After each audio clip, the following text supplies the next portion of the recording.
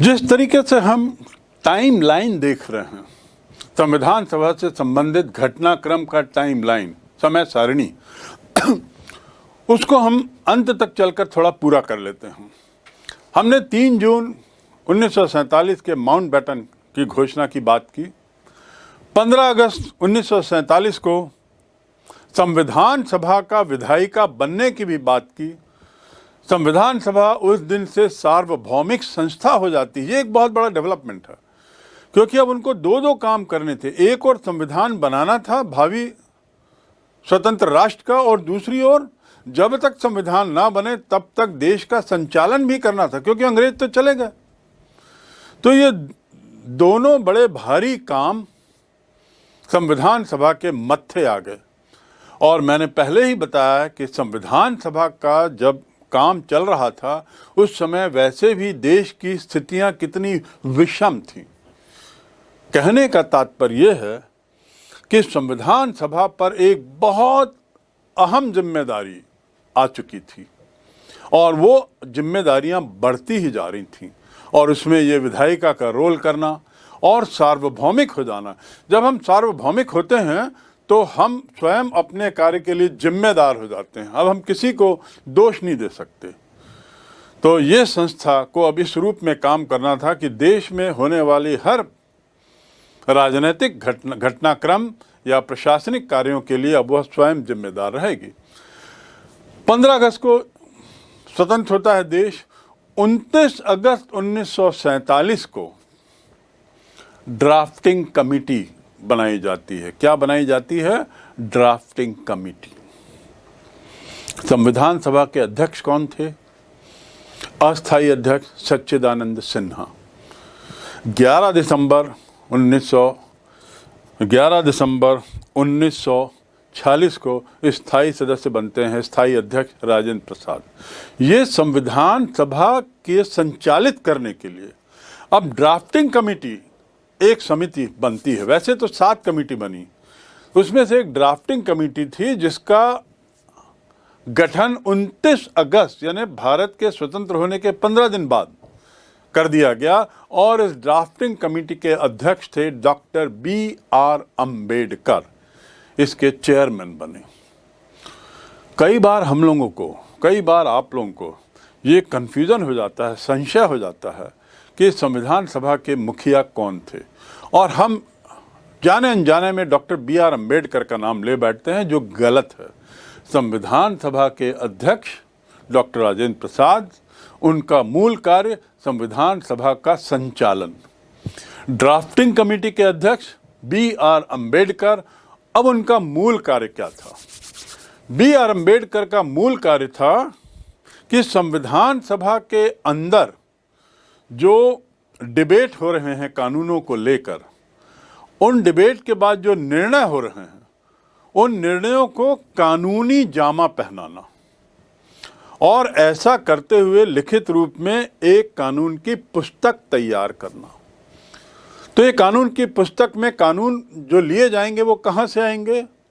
राजेंद्र प्रसाद द्वारा संचालित संविधान सभा के डिस्कशन से, उसमें लिए गए निर्णयों से, और उन निर्णयों को कानूनी अमला, कानूनी जामा, कानूनी रूप देने का कार्य डॉक्टर B.R. अम्बेडकर को सौंपा गया। इस महती कार्य के लिए, विशाल बहुत महत्वपूर्ण कार्य के लिए डॉक्टर B.R. अम्बेडकर को अन्य 5 लोगों की मदद दी जाती है। ये जो 6 लोगों की मदद दी जाती है, B.R. अम्बेडकर स्वयं अध्यक्ष थे, चेयरमैन थे, और अन्य 6 लोगों में विभिन्न तबकों से, विभिन्न क्षेत्रों से व्यक्ति लिए गए थे, जिसमें कुछ प्रसिद्ध नाम हैं। Doctor K.M. मुंशी, कन्हैया लाल मानिकलाल मुंशी, उसके अलावा स्वामी अय्यर, फिर गोपाल स्वामी अयंगार, मिस्टर खैतान, आदि आदि। इनके सभी के नाम आपको जानना जरूरी नहीं है, पर आप इतना जान लें कि इसमें जो मुख्य नाम कुछ हैं वो हैं स्वामी अय्यर, गोपाल स्वामी अयंगार, आदि आदि। और ये ड्राफ्टिंग कमेटी में कितने सदस्य थे? चेयरमैन को मिलाकर 7 सदस्य।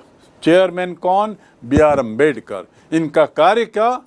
कानून जो निर्णय लिए जा रहे हैं संविधान सभा में, उन निर्णयों को कानूनी रूप देते हुए लिखना।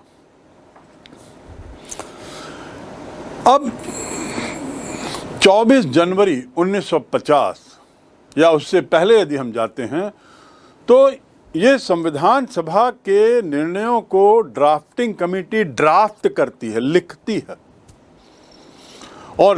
है और इस प्रकार एक पुस्तक तैयार होती है। इस पुस्तक को 29 नवंबर 1949 कब 29 नवंबर 1949 को पुस्तक को कॉन्स्टिट्यूशन ऑफ इंडिया, भारतीय संविधान के रूप में पास कर दिया जाता है। तारीख क्या है? 29 नवंबर 1949 और असेंबली के द्वारा इसे स्वीकार कर लिया जाता है। यह स्वीकार करने की प्रक्रिया क्या थी? पंडित जवाहरलाल नेहरू देश के प्रधानमंत्री के नाते उस पर स्वीकृति का हस्ताक्षर करते हैं और उसके बाद संविधान सभा के अन्य सदस्यों के हस्ताक्षर होते हैं। संविधान सभा के अंतिम दिन आते आते संविधान सभा के सदस्यों की संख्या घटकर 284 हो गई थी। कितनी हो गई थी? 284। तो उसमें 284 लोगों के हस्ताक्षर हैं। हस्ताक्षर किस लिए? उनकी स्वीकृति लेने के संबंध में हस्ताक्षर। किस चीज की स्वीकृति? उस संविधान पुस्तक, संविधान की बुक को देश का संविधान मानने की स्वीकृति। और इस प्रकार 29 नवंबर 1949 को संविधान देश के लिए स्वीकार कर लिया जाता है। अगली जो घटना है वह है 24 जनवरी 1950। 24 जनवरी 1950 को संविधान सभा का उसकी अंतिम मीटिंग होती है। कॉन्स्टिट्यूएंट असेंबली की अंतिम मीटिंग होती है और सब साइन करते हैं, स्वीकार करते हैं और उसमें 395 आर्टिकल, 8 शेड्यूल और 22 भाग। 395, 8 और 22, 395 धाराएं, 8 अनुच्छेद और 22 भागों में ये संविधान की पुस्तक तैयार होती है। ये 24 जनवरी को अंतिम घटना। इसी दिन राष्ट्रगान के रूप में जनगण मन और उससे पूर्व 22 जुलाई को देश का झंडा स्वीकार किया जाता है।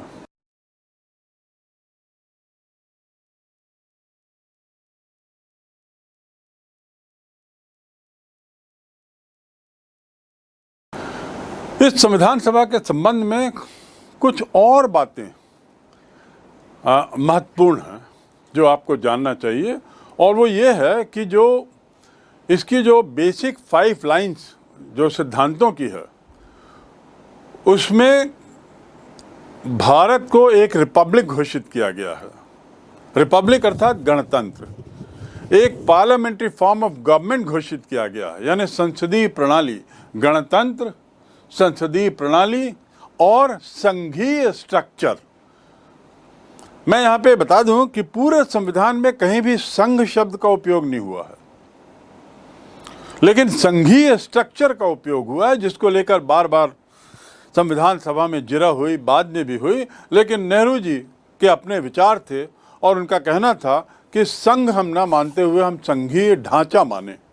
तो इस प्रकार इसमें जो 5 मुख्य बातें हैं उसमें एक है गणतांत्रिक, रिपब्लिकन, दूसरा पार्लियामेंट्री फॉर्म ऑफ गवर्नमेंट यानी संसदीय प्रणाली, तीसरा है फेडरल स्ट्रक्चर यानी संघीय ढांचा, चौथा है फंडामेंटल राइट्स, मूलभूत अधिकार, और पांचवा स्वतंत्र न्याय व्यवस्था, इंडिपेंडेंट जुडिशियरी। ये बेसिक 5 प्रिंसिपल्स थे जिस पर संविधान सभा एक मत थी और अंततः ये 5 प्रिंसिपलों के आधार पर हमारे संविधान का निर्माण हुआ।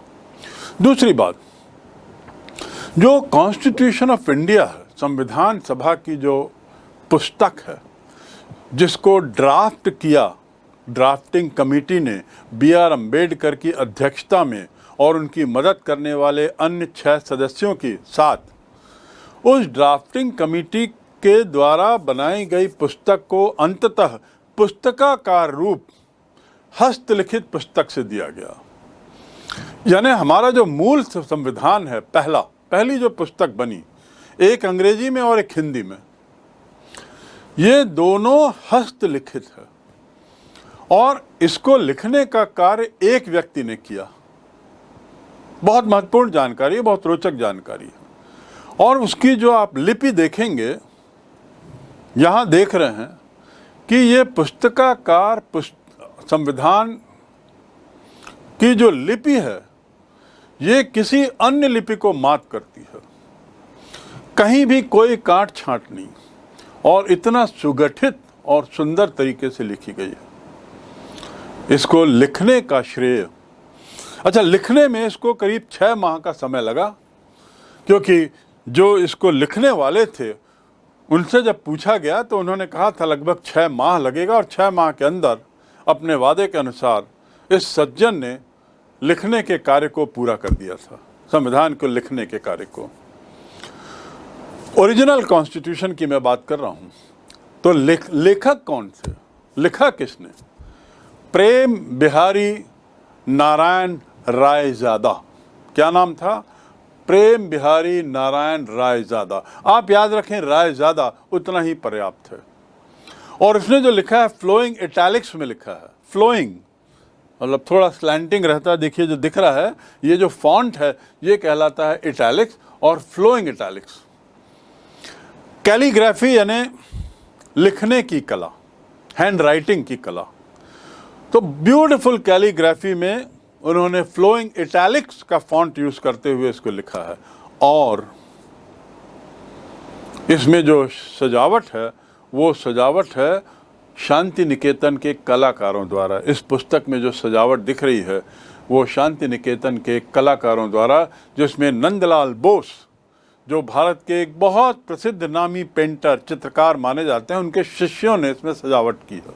मूल प्रति में हर पेज में सजावट है। अब जब रायजादा जी से पूछा गया कि आपने ये पुस्तक जो लिख रहे हैं या लिखी है, इसका मेहनताना क्या लेंगे, क्योंकि ये बहुत अहम काम था। बिना किसी गलती के, बिना किसी काटा पीटी के 6 महीनों तक लिखना, और वो भी कानूनी पुस्तक लिखना, एक बहुत अहम काम है। आप विद्यार्थी होने के नाते सब कल्पना कर सकते हैं कि इतनी बड़ी पुस्तक को, जो विश्व की सबसे बड़ी संविधान की पुस्तक मानी जाती है, विश्व की सबसे बड़ी संविधान, लिखित संविधान की पुस्तक, उसको लिखना कितना पेचीदा काम रहा होगा, कितना कठिन काम रहा होगा, उसे रायजादा साहब ने बखूबी निभाया। तो जब उनसे पूछा गया कि इसका मेहनताना क्या, तो रायजादा साहब का जवाब था कि मेहनताने के रूप में मैं कोई पैसा नहीं चाहता, मुझे बस इस बात की अनुमति दी जाए कि इस ओरिजिनल जो संविधान की पुस्तक है उसके हर पृष्ठ में मेरा नाम हो, मेरा हस्ताक्षर हो, और अंतिम पेज में मेरा और मेरे दादा का नाम हो। इस बात को सहर्ष स्वीकार कर लिया गया। इसलिए आप यदि संविधान सभा की द्वारा बनाई गई ये मूल प्रति को यदि देखेंगे तो उसमें हर पन्ने में रायजादा जी के दस्तखत हैं और अंतिम पृष्ठ में उनके और उनके दादाजी का नाम है। ये जब पुस्तक लिखी गई तो 2 साल 11 महीने और 18 दिन के संविधान सभा की बैठकों का निचोड़ था। कितना? 2 वर्ष 11 महीने और 18 दिन। और जब अंतिम रूप दिया जा रहा था तो अंतिम रूप देने के पहले इसकी 3 रीडिंग होती हैं। एक कानूनी प्रक्रिया है, 3 बार उसको पढ़ा जाना। तो संविधान सभा के डिबेट्स को लिखा गया, लिखने के बाद उस पर डिबेट होता है, वाद विवाद होता है कानून की हर पंक्तियों पर, क्योंकि हर पंक्ति की अपनी भाषा बहुत महत्वपूर्ण है, क्योंकि एक कानूनी भाषा है। कानून की दृष्टि से उसकी भाषा स्पष्ट होनी चाहिए, बहुत बंधन रहता है। ऐसी स्थिति में इसकी पहली रीडिंग होती है, उसके बाद 5 दिन तक उस पर बहस होती है। कितने दिन? 5 दिन पहली रीडिंग के बाद। रीड का अर्थ ये नहीं होता है कि एक बार में लगातार पढ़ दिया। रीड का अर्थ यानी पहली बार उस पुस्तक की, उस कानून की पुस्तक की प्रतियां, जो ड्राफ्टिंग है, रफ प्रति है, वो बांटी जाती है और उसके विभिन्न मुद्दों को लेकर, उसमें दी गई बातों को लेकर 5 दिन तक बहस चली। उसमें बहुत से सुधार प्रस्तावित किए गए। उन सुधारों को लेकर फिर से एक बार एक प्रति और बनती है और उसकी प्रतियां बांटी जाती हैं। और ये बांटने के बाद उसकी दूसरी रीडिंग होती है 3-4 माह बाद, सेकेंड रीडिंग, जो अक्टूबर में संभवतः होती है। पहली रीडिंग जुलाई में हुई, 5 दिन तक बहस चली। उसके बाद उसमें सुधार हुए, काट छाट हुए, सुधार हुए। ये जो सारा घटनाक्रम है, ये 26 नवंबर 1949 के पहले का है। 48 में, जुलाई 48 में पहली रीडिंग। तब तक ड्राफ्टिंग कमेटी ने पुस्तक तैयार कर ली थी। 5 दिन तक उस पर बहस के आधार पर पुस्तक में सुधार हुए। सुधारों को उसमें समाहित करने के बाद दूसरी रीडिंग के लिए ये पुस्तकें फिर से सदस्यों को बांटी जाती हैं अक्टूबर में, और ये कहलाता है सेकेंड रीडिंग। सेकेंड रीडिंग के बाद लगभग 8-9 महीने का काल सदस्यों को मिलता है उसको पढ़ने का, उसको समझने का, उसको जानने का, और फिर उसमें सुझाव आते हैं। उन सुझावों को फिर समाहित करते हुए तीसरी रीडिंग होती है नवंबर 49 में। 26 नवंबर को हस्ताक्षर होते हैं। मात्र उसके 15 दिन पहले नवंबर माह में ही 1949 में इसकी तीसरी रीडिंग होती है। वह तीसरी बार इसको पढ़ा जाता है और ध्वनि मत से स्वीकार कर लिया जाता है, यानी तीसरी रीडिंग में कोई खामियां नहीं मिली। ये जो परिवर्तन हुए डिस्कशन के परिणाम स्वरूप पहली रीडिंग और दूसरी रीडिंग में करीब 2000 परिवर्तन थे। 2000 आप कल्पना कर सकते हैं, यानी मूलतः मूल प्रति से आते आते दूसरी और तीसरी प्रति जो बनी वो काफ़ी कुछ बदल चुकी थी। तो तीसरी रीडिंग फाइनल मानी गई। उसके पहले इस किताब में करीब 2000 परिवर्तन हुए। आप समझ सकते हैं कितना महती काम ड्राफ्टिंग कमेटी का रहा होगा। इसीलिए हम बाबा साहेब अम्बेडकर को संविधान निर्माता का श्रेय देते हैं। The father of Indian constitution B.R. Ambedkar को इसीलिए कहा जाता है क्योंकि जिस रूप में वो पुस्तक तैयार हुई है, उसको बनाने में, विश्व की सबसे बड़ी संवैधानिक पुस्तक, संविधान संबंधी पुस्तक को बनाने में जो मेहनत लगी होगी वो कल्पना के बाहर है। लेकिन B.R. अम्बेडकर और उनके दल ने ये कार्य बखूबी निभाया और नवंबर 1949 में यह पुस्तक अपने अंतिम रूप में आती है, जिस पर 26 नवंबर 1949 को प्रधानमंत्री पंडित जवाहरलाल नेहरू के नेतृत्व में संविधान सभा के सदस्य एक के बाद एक हस्ताक्षर करते हैं और उस पुस्तक को देश के भावी संविधान के रूप में स्वीकार करते हैं। एक और बात, संविधान सभा देश के स्वतंत्रता संग्राम से उपजी हुई संस्था, इतने वर्षों से जो स्वतंत्रता संग्राम चल रहा था, जिसके अंतिम 50 वर्ष में स्वतंत्रता संग्राम का नेतृत्व महात्मा गांधी ने किया था। 50 वर्ष नहीं तो कम से कम 30 वर्ष का काल स्वतंत्रता संग्राम का महात्मा गांधी का काल था। दुर्भाग्य से ना तो स्वतंत्रता दिवस के दिन महात्मा गांधी दिल्ली में थे और न ही वे संविधान सभा के सदस्य थे।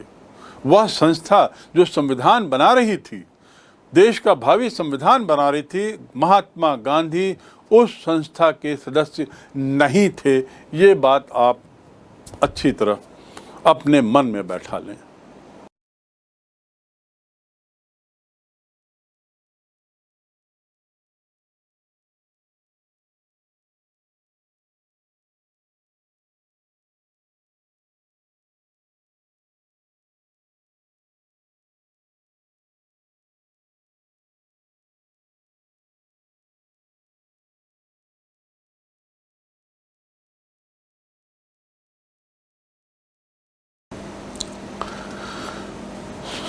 संविधान सभा में संविधान बनाने की प्रक्रिया में जो बहस जरा हुई, जो दिशा संविधान सभा के संविधान निर्माताओं ने ली, अख्तियार की, उस पर जाने से पहले, उनके वाद विवादों पर विचार करने से पहले, अध्ययन करने से पहले हम थोड़ा कुछ और तथ्य जान लें संविधान सभा के बारे में। संविधान सभा की बहुत महत्वपूर्ण बात जो आपको जानने की है वो ये है कि 26 नवंबर 49 को प्रस्तावना में भारत के लोगों द्वारा संविधान को अंगीकृत, अधिनियमित और आत्मसमर्पित करने की बात की गई है। यदि आप प्रस्तावना देखेंगे, जिसे अंग्रेजी में प्रीएम्बल कहते हैं, ये प्रस्तावना है। इसमें देखिए नीचे दिया हुआ है 26 नवंबर 1949, आज 26 नवंबर 1949। तो इसमें 3 बातें हैं: अंगीकृत करना, अधिनियमित करना और आत्मसमर्पित करना। वी एक्सेप्ट, इनैक्ट और dedicate it to our self. अपने स्वयं को हम समर्पित करते हैं। प्रस्तावना जो है, ये पुस्तकों का, किसी भी पुस्तक का पहला दूसरा पन्ना होता है। यानी आप पुस्तक का अध्ययन करना चाहें तो सबसे पहले प्रस्तावना का पन्ना खुलता है, जिसमें पुस्तक के अंदर क्या निहित है उसका बहुत संक्षिप्त में एक इशारा दिया रहता है प्रस्तावना में, प्रीएम्बल में, जिसे यहाँ पर संविधान की पुस्तक में प्रीएम्बल कहा गया है। रोचक बात यह है कि संविधान पहले लागू हुआ, प्रस्तावना बाद में लागू हुई भारत के संदर्भ में। ये एक तथ्य आप याद रखेंगे। प्रस्तावना बाद में लागू हुई, पहले संविधान लागू हो गया। इस तथ्य को आप याद रखेंगे और वो तारीख है 26 नवंबर। दूसरी बात कि इन सदस्यों ने जब संविधान पुस्तक पर हस्ताक्षर किए तो अंतिम बार जो फाइनल प्रति बनी, फाइनल प्रति संविधान पुस्तक की, उस पर 24 जनवरी 1950 को 284 सदस्यों के हस्ताक्षर हैं और इसमें वो 15 की 15 महिलाएं भी शामिल हैं। इनमें से कई लोग ऐसे थे जो नियमित रूप से, जिसने हर एक बैठक में अपनी उपस्थिति दर्ज कराई और बड़े विश्वास से संविधान सभा की बैठकों में अपने विचार रखे। 284 जिसमें महिलाएं भी थी, उन्होंने अंतिम बार 24 जनवरी 1950 को हस्ताक्षर किए और 2 दिन बाद यह संविधान लागू हो गया। वह पुस्तक संविधान के रूप में देश में लागू कर दी गई।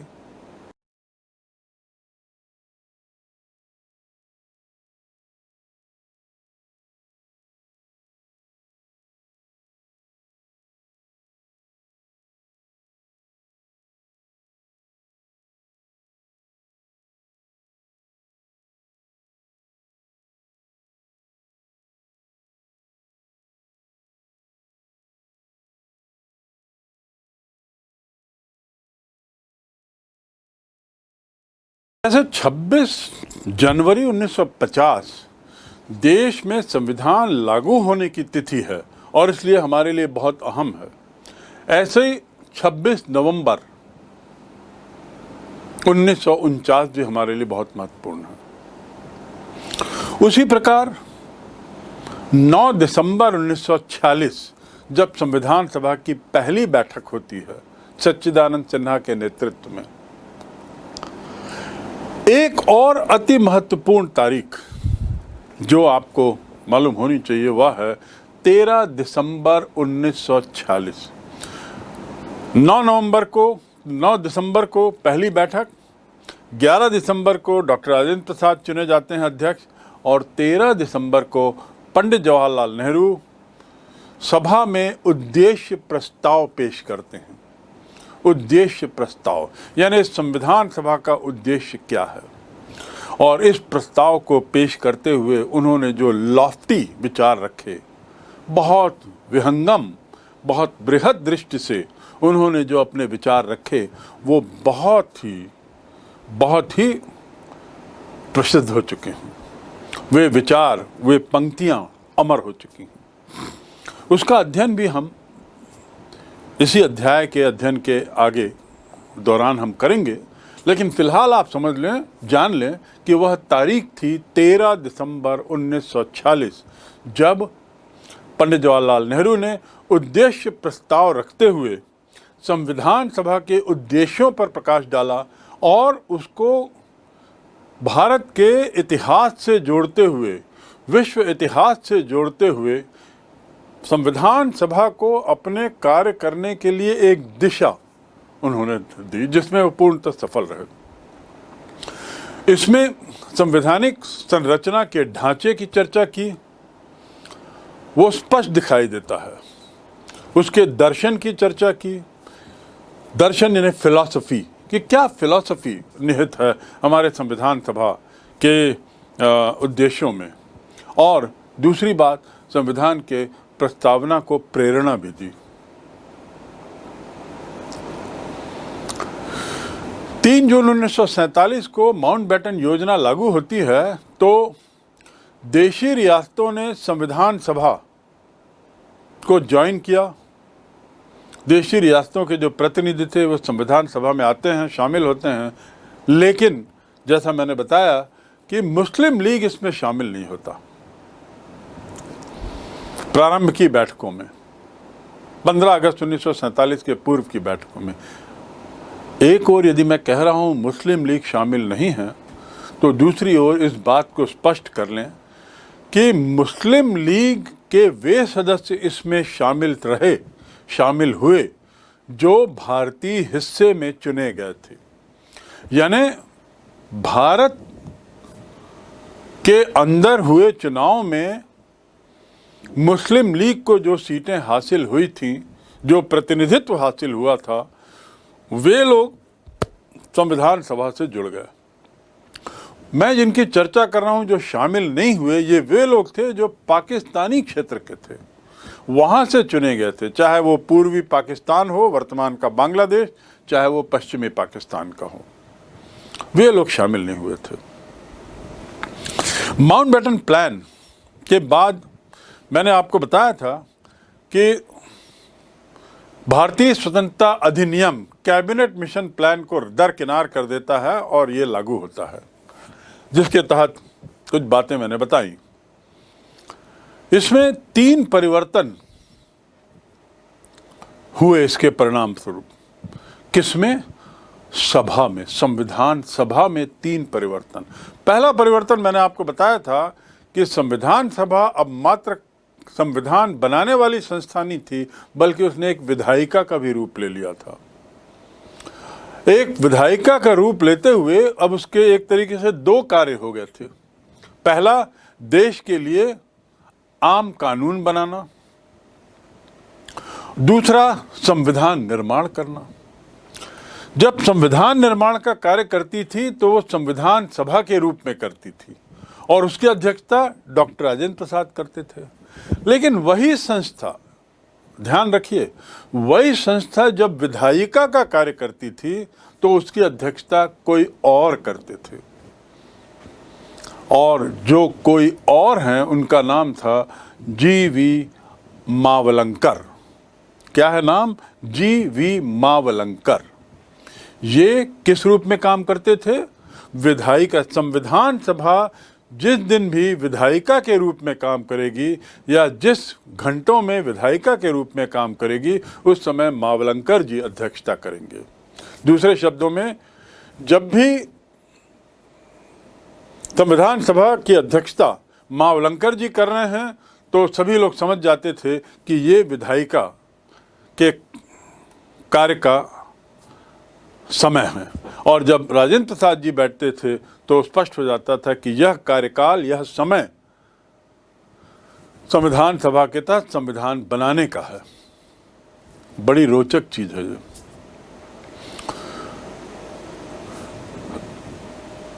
सदस्यता 389 मूल में थी और बाद में घट के 299 हो गई, जिसका मैं जिक्र कर चुका हूं। और संविधान सभा की संख्या 389 से 299 होने के कारण पर जा चुका हूं। अब एक और बात जो आपको जानने की जरूरत है, जो मैं बता चुका हूं कि विधायिका के नाते 15 अगस्त 1947 से ये संस्था जो है संविधान सभा, वह क्या हो गई? पूर्ण रूप से संप्रभु हो गई, सार्वभौमिक हो गई। यानी इसके ऊपर कोई पूर्ण रूप से ताकतवर, अपनी ताकत स्वयं से ले रही थी, किसी और से उसे ताकत लेने की जरूरत नहीं थी।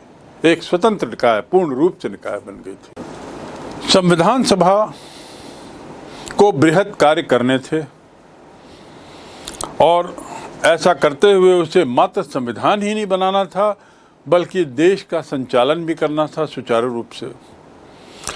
तो इसलिए काम के बंटवारे को लेकर समितियां बनाई गईं, जिनका कार्यक्षेत्र बड़ा स्पष्ट कर दिया गया।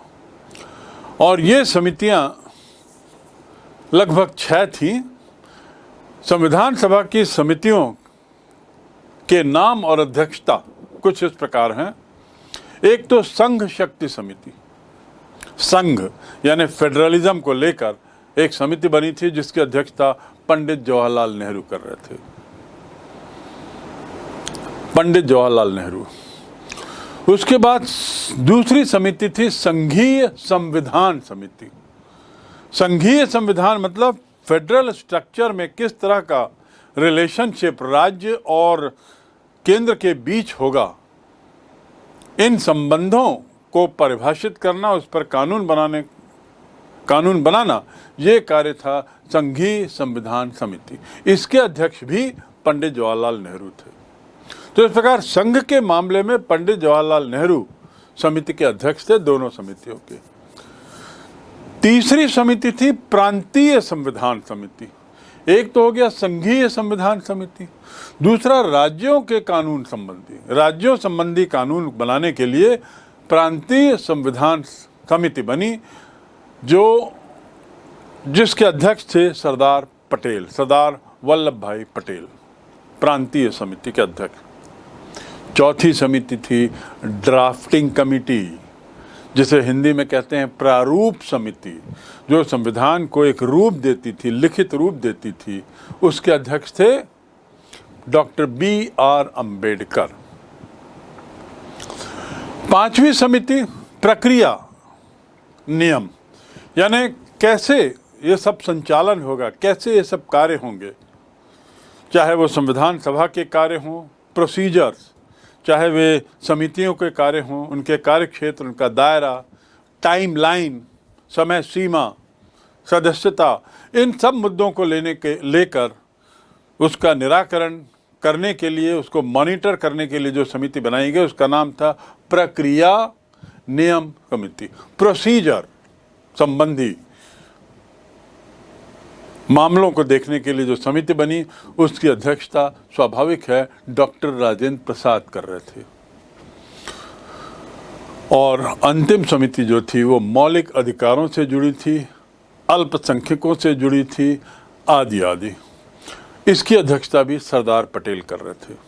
तो इस प्रकार हम देखते हैं कि मूल रूप से पंडित जवाहरलाल नेहरू, डॉक्टर राजेंद्र प्रसाद, सरदार पटेल, B.R. अम्बेडकर, ये लोग मुख्य थे। और भी 2-3 नाम आएंगे जिसका हम आगे जिक्र करेंगे। इसी में आप देख लीजिए किस तारीख को ये समितियों का गठन हुआ और इसमें संविधान सभा के अन्य क्या क्या कार्य इसको करने थे, ये इसमें दर्शाया गया है।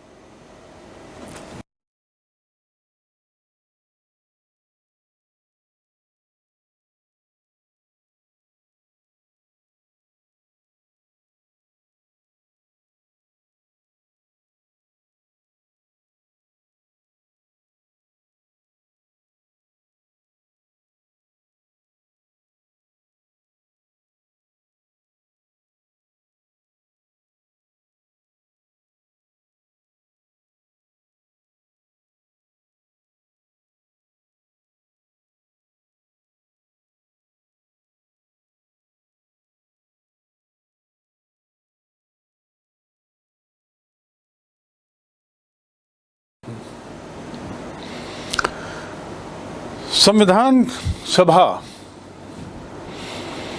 के अंदर जो विवाद हुए, जो डिबेट्स हुए, इसका बड़ा रोचक वर्णन है और उसके बाद उसको लिखने का कार्य B.R. अम्बेडकर ने किया और फिर उसे अंततः 26 जनवरी 1950 को देश को, या 24 जनवरी 50 को सभी ने हस्ताक्षर करके 26 जनवरी से संविधान लागू होता है। संविधान सभा द्वारा निर्मित यह संविधान बहुत ही अहम कार्य है और प्रशंसा तो इस बात की करनी होगी कि 1950 से लागू ये संविधान आज अपने 60-62 वर्षों के काल में इसने बहुत कम परिवर्तन देखे हैं। अभी कुछ दिन पहले संविधान के किसी एक प्रावधान में परिवर्तन किया गया बदलते समय के कारण। इस ऐसे परिवर्तन को संविधान के किसी एक कानून में, किसी एक प्रावधान में जब परिवर्तन किया जाता है मूल कानून से, तो उसे अमेंडमेंट कहते हैं। क्या कहते हैं? अमेंडमेंट, संशोधन। इतने वर्षों में मात्र 105 संशोधन हुए हैं। अभी अंतिम संशोधन जो हुआ था वो 105वां था, जो अदर बैकवर्ड क्लासेस से संबंधित संशोधन था। तो 62 साल के कार्यकाल में मात्र 105 संशोधन इस बात का परिचायक है कि हमारा संविधान अपने मूल रूप में यथावत है, स्वीकार्य है और अच्छी बखूबी उसने पूरे देश को एकीकृत किया हुआ है, इतने विविधता के बावजूद। ये तो इस संविधान सभा और उसके निर्माण संबंधी बातें, पृष्ठभूमि।